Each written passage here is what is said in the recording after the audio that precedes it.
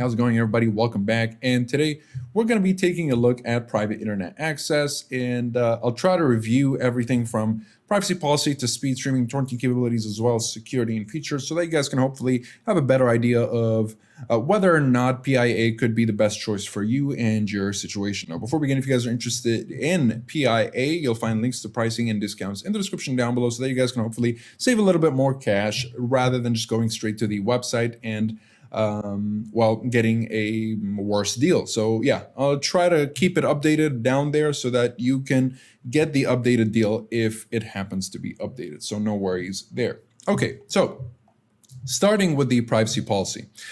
PIA do state that they do collect minimal information in order to process payment and verify users like your email address, name, and payment information, which is all standard procedure amongst VPNs, and it's nothing out of the ordinary. But in their cookie policy, they do state that they collect necessary cookies and other types of tracking cookies, which is a little suspect, but they do release transparency reports that detail the number of requests for data it has received from government agencies. And so far, they were not able to provide any logs or data according to these reports. Now, I wouldn't really count on these as verification for a no logs policy.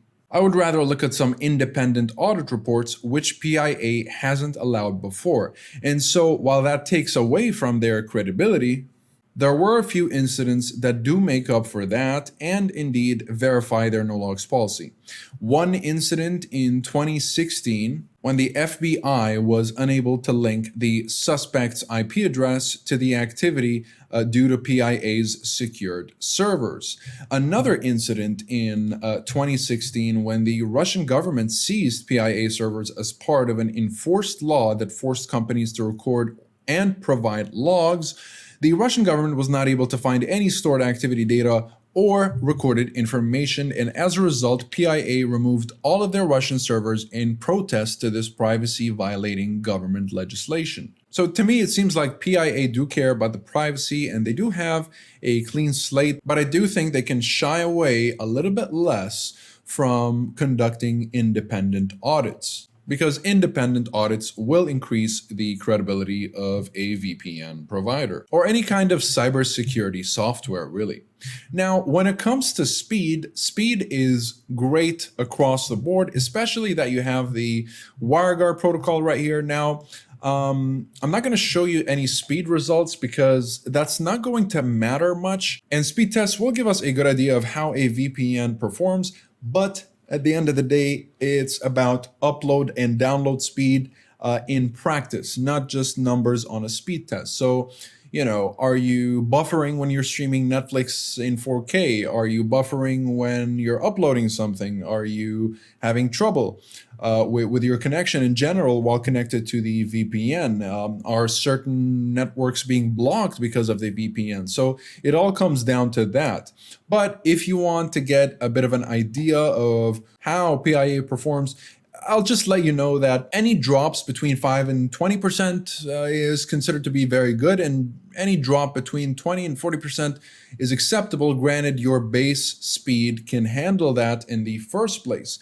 I would just recommend using the WireGuard protocol, but I like that the OpenVPN protocol is very customizable here. So if you're looking for more encryption, go with 256, less encryption, more speed, go with 128. You've got UDP and TCP. You can select ports. You can enable port forwarding, which is great. Not many VPNs do allow for full port forwarding, and we'll talk about that in just a minute when it comes to the within the context of torrenting. So overall, all you want to know about private internet access is that it can be very quick, and it is very quick, especially if you're using the WireGuard protocol. You can expect, drops between 10 and 20 to 25% in speed. So yeah, that would be it. Now, when it comes to streaming, according to support, PIA is new to this, and PIA claims to be able to unblock most streaming services, including Netflix regions like the US, UK, Germany, Japan, France, and Italy, but no other regions can be accessed, unfortunately. Though in my experience, I saw no success in unblocking any of the Netflix libraries at the time of my attempts, despite cycling through a few servers. But sometimes I have found some success in unblocking the US Netflix library, but given how unreliable the service can get, I would not recommend private internet access for unblocking streaming services. And I was able to unblock Amazon Prime Video, Disney Plus, and HBO Max. So yeah, and as for torrenting, PIA is just excellent. The speedy connection definitely helps with streaming, but it especially supports peer-to-peer activity. If we go to the settings here, I think was it network? There we go. Request port forwarding. Now, in terms of security, PIA defaults to AES 128-bit encryption, but PIA also, again, as I told you guys, it lets users manually select their own 256-bit cipher in the settings. This means you can optimize your connection to your liking. Generally speaking, the better the security, the slower the connection. So it's up to you how you want to set up your connection.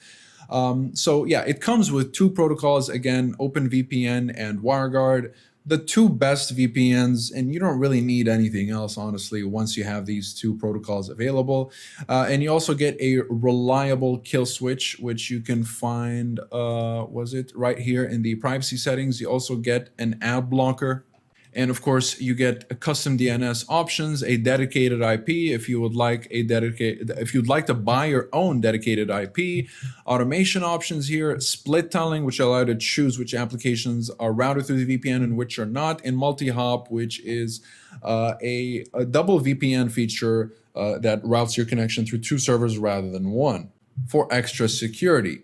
And here you have the SOCKS 5 and Shadow SOCKS, and SOCKS 5 will help bypass internet censorship. So yeah, you've got generally just plenty of options here.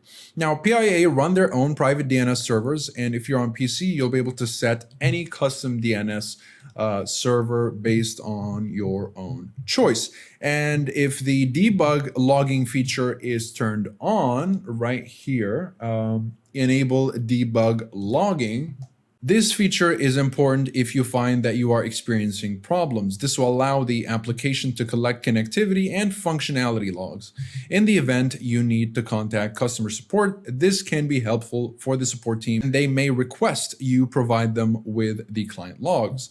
All of private internet access's applications are open source, which means that the third-party developers can test the software for vulnerabilities. And regarding censorship-heavy countries, PIA is able to bypass the Great Firewall of China, but it seems like it's a cat and mouse game where they have to keep adapting to the latest blocks imposed by the Great Firewall. So it doesn't seem to be a very consistent experience according to some users. Shadow SOCKS is not as effective as proprietary obfuscation tools seen in other VPNs like Express or Nord, but it will allow you to use popular applications and websites like Facebook, Gmail, and WhatsApp. Which are all banned in China, by the way. However, the consistency is questionable. And if you're looking for a VPN with strong obfuscation, you may want to check out ExpressVPN instead, which I'll links to special deals and discounts also in the description down below, by the way, if you're interested in ExpressVPN.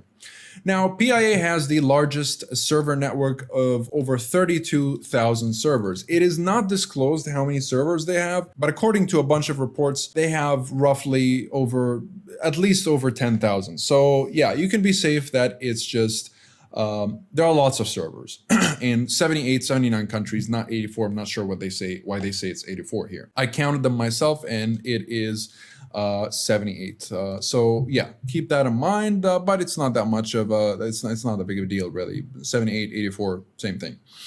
And yeah, they're spread across 101 locations or cities, all of which support WireGuard protocol. The WireGuard protocol PIA is available on many devices, including Windows, Mac, Linux, Android, and iOS, Chrome, Firefox, and Opera extensions. They're all available, as well as a Fire Stick and a router app.